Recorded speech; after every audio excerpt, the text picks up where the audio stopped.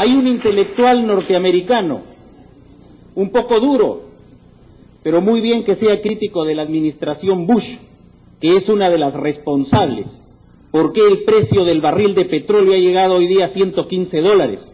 ¿Y por qué familias pobres del mundo entero no pueden llevarse un pan a la boca cuando esta administración Bush hace que se siembre maíz y etanol para los biocombustibles? Y así el aceite sube y la inflación importada viene a nuestra nación.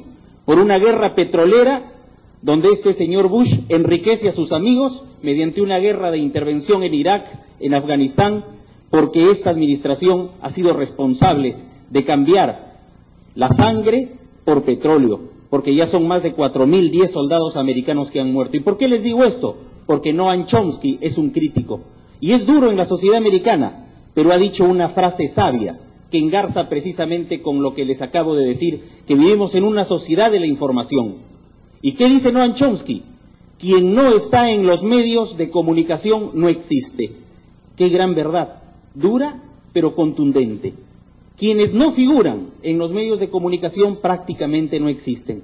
Por eso que es deber de ustedes, comunicadores, que así como ayer la profesión de moda era ser contador, luego la de ser abogado, sin embargo en nuestros tiempos actuales la profesión como un gran deber del ciudadano de una sociedad globalizada es la de ser comunicadores. ¿Y por qué es un gran deber? Porque es deber de ustedes de poner en la comunicación a aquellos que no figuran, para que existan casualmente y de esa manera interpretar bien lo que dijo Noam Chomsky. Quien no está en los medios no existe. Es un reto para ustedes. Y precisamente mi ponencia, pasando de esta introducción a mi propuesta en sí, es los comunicadores y los retos del TLC y APEC. El principal reto para ustedes, estudiantes, es casualmente el de ser un buen comunicador, con brillantez. Quienes me antecedieron en el uso de la palabra les han dado los aportes sobre los conceptos de la APEC y sobre los conceptos del Tratado de Libre Comercio. Entonces yo me voy a referir al reto de ustedes, al de ser buenos comunicadores. En primer lugar, como una parte de mi intervención, debo reconocer lo siguiente. Vivimos en la sociedad de la información y en gran parte los TLC y las cumbres de la APEC son resultado de esta realidad, son resultado de la sociedad de la información. Ya cuando Alvin Toffler y otros intelectuales como McLuhan hablaban este advenimiento de la era de las comunicaciones en la década de los 60 todavía. El segundo punto de mi ponencia señala lo siguiente. El comunicador se viene convirtiendo cada vez más en un facilitador.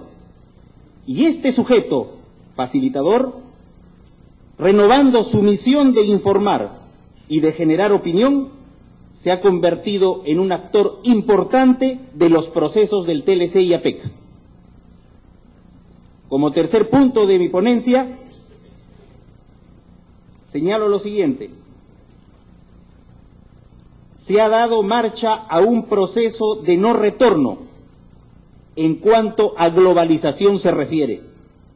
Y el TLC o el APEC son manifestaciones de este recorrido. Por ello, es una obligación, estudiantes, capacitarse y utilizar las tecnologías de la información que nos brinda el presente para abordar las materias vinculadas a los TLC y a las cumbres de la APEC. Estas últimas, sobre todo, cuando generan también anticumbres. Y el comunicador tiene que tener una buena base teórica, una buena base ideológica e intelectual para interpretar tanto los procesos de las cumbres como los procesos de las anticumbres.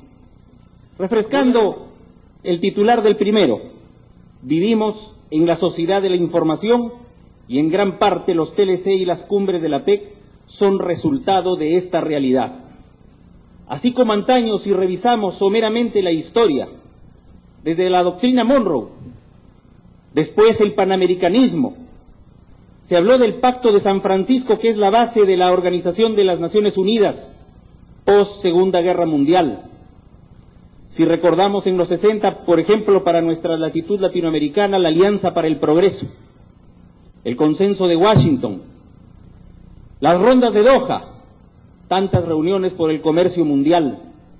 Si recordamos hace unos años lo que es Kioto, luchando por la defensa del medio ambiente. Así como todos estos procesos, mutatis mutandis, hoy tenemos un proceso contemporáneo en el mundo que son los TLC y son estas reuniones del Foro de Cooperación Económica Asia-Pacífico, más conocido como APEC. Entonces, estudiantes, la sociedad en la que vivimos se caracteriza porque hay un poder cruzado, dinámico e interactivo. ¿Entre quiénes? Entre los comunicadores hacia las audiencias, y de estas grandes audiencias hacia los comunicadores, en una suerte de feedback rico y complejo. Hoy, medios, cultura y comunicación están más entrelazados que antes. Por eso los comunicadores deben ser conscientes de sus retos y de sus responsabilidades. Trabajar con la información es muy delicado. Hoy la información es estratégica. La información que va de una industria a otra puede ser sujeta de espionaje. Los estados hacen espionaje. La comunicación, repito, es estratégica. Por eso, en cuanto a retos y responsabilidades, ustedes deben salir esta noche con unos conceptos que les permitan cambiar algunos puntos de vista, recordando a lo que dijo el doctor Omar Aramayo, que cuando lleguen a su casa tengan otra concepción, o por lo menos hayan enriquecido su visión de las cosas. Continúo. Ser conscientes de sus retos y de sus responsabilidades, al punto tal que ahora, sin temor a equivocarnos, hablamos de una cultura mediática. Ustedes forman parte de esa cultura mediática, donde los líderes y la gente usan los medios e incluso usan a los comunicadores para dar a conocer diversos aspectos de sus vidas corporativas y de sus relaciones institucionales. Hay casos incluso que no temen estos líderes descender a informar acerca de sus vidas privadas, aunque esto se vea más que nada en el espectáculo. Estos líderes, medios relacionados al deporte y espectáculo, siempre deporte y espectáculo andan juntos, ¿no? Beckham, por ejemplo, es un fenómeno, es una construcción de la comunicación, una estrategia de marketing tremenda. Naomi Campbell, hay una modelo, que siempre hace problemas, es un poco violenta, irascible. Solo por citarle dos casos, en los cuales estos líderes comunicacionales, porque así la sociedad de consumo los ha convertido, descienden incluso a exhibirse más de lo necesario, queriendo dar a entender más acerca de sus vidas privadas.